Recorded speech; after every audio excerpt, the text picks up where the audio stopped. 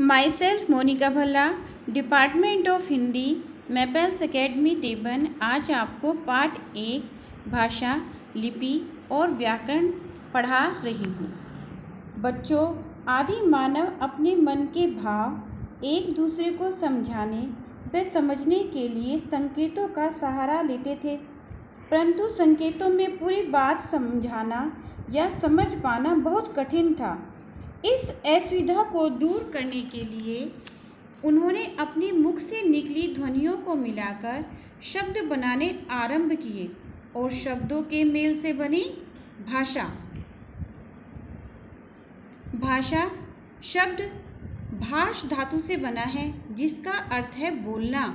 सभी प्राणियों द्वारा मन के भावों का आदान प्रदान करने के लिए भाषा का प्रयोग किया जाता है। पशु पक्षियों की बोलियों को भाषा नहीं कहा जाता। इस प्रकार भावों और विचारों के आदान प्रदान के समर्थ माध्यम को ही भाषा कहते हैं। विश्व में अनेक भाषाएं बोली जाती हैं, जैसे हिंदी, अंग्रेज़ी, जर्मन, फ्रांसीसी, संस्कृत, रूसी आदि। भारत में भी अनेक भाषाएं बोली जाती हैं, जैसे हिंदी, पंजाबी, मराठी, गुजराती, बांग्ला, तमिल, उर्दू आदि। भाषा के भेद। भाषा के 3 भेद होते हैं: मौखिक भाषा, लिखित भाषा, सांकेतिक भाषा। मौखिक भाषा। विद्यालय में वाद विवाद प्रतियोगिता का आयोजन किया गया।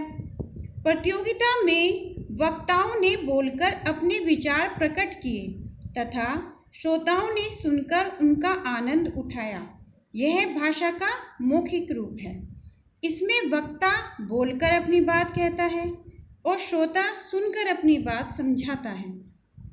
इस प्रकार भाषा का वह रूप जिसमें एक व्यक्ति बोलकर विचार या मन के भाव प्रकट करता है और दूसरा व्यक्ति सुनकर उसे समझता है, उसे मौखिक भाषा कहते हैं। उदाहरण: टेलीफोन, दूरदर्शन, भाषण, वार्तालाप, नाटक, रेडियो आदि।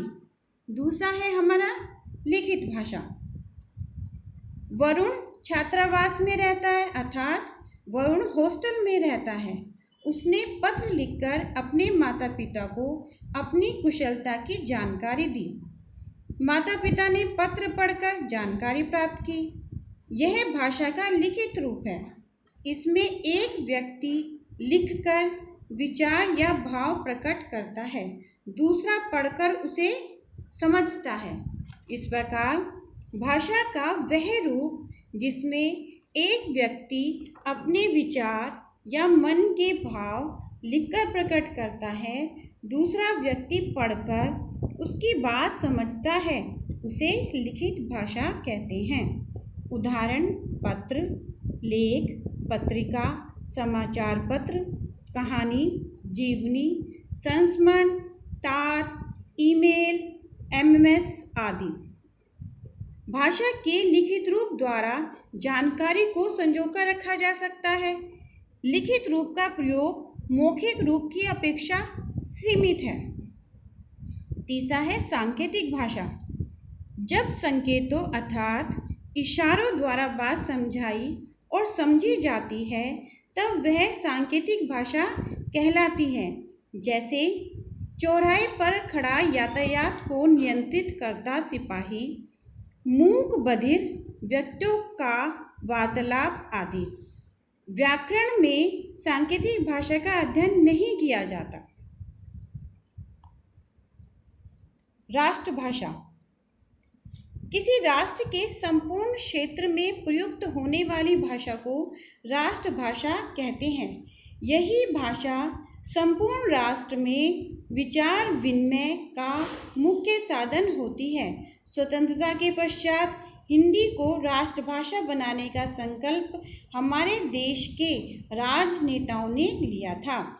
वह भाषा जो देश के अधिकतर निवासियों द्वारा प्रयोग में लाई जाती है, राष्ट्रभाषा कहलाती है।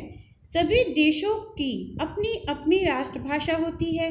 जैसे अमेरिका की राष्ट्रभाषा अंग्रेज़ी, जापान की राष्ट्रभाषा जापानी, रूस की राष्ट्रभाषा रूसी, फ्रांस की राष्ट्रभाषा फ्रेंच आदि। भारत की राष्ट्रभाषा हिंदी को कहा जाता है। यह देश के लगभग 70-75% लोगों द्वारा प्रयोग में लाई जाती है। लिपि किसी भी भाषा को लिखने के लिए संकेत चिन्हों की निर्धारित व्यवस्था को लिपि कहते हैं। हिंदी, गुजराती, मराठी, संस्कृत भाषाएं देवनागरी लिपि में लिखी जाती हैं। पंजाबी भाषा की लिपि गुरुमुखी है। अंग्रेजी भाषा की लिपि रोमन है। प्राचीन काल में जब मानव ने मौखिक भाषा का प्रयोग करना आरंभ कर दिया, तब उसे अपने विचार दूर बसे संबंधियों अथवा अन्य लोगों तक पहुंचाने की आवश्यकता का अनुभव हुआ। ऐसे में उसने मुख से निकली हुई ध्वनियों के लिए कुछ चिन्ह अंकित करने आरंभ कर दिए। यही चिन्ह लिपि कहलाए। अर्थात मुख से निकली ध्वनियों को लिखने की विधि या चिन्ह को लिपि कहते हैं। प्रत्येक भाषा की अपनी लिपि होती है। एक से अधिक भाषाओं की एक लिपि भी हो सकती है। जैसे संस्कृत भाषा की लिपि देवनागरी, हिंदी भाषा की लिपि देवनागरी, गुजराती भाषा की लिपि देवनागरी, नेपाली भाषा की लिपि देवनागरी, मराठी भाषा की लिपि देवनागरी, उर्दू भाषा की लिपि फारसी। अक्षरों की खोज लगभग 6000 साल पहले हुई थी। अक्षरों व लिपि की खोज होने के कारण ही मनुष्य अपने विचारों को आने वाली पीढ़ियों के लिए सुरक्षित रखता आया है। व्याकरण भाषा के शुद्ध रूप और सही प्रयोग का ज्ञान कराने वाले शास्त्र को व्याकरण कहते हैं।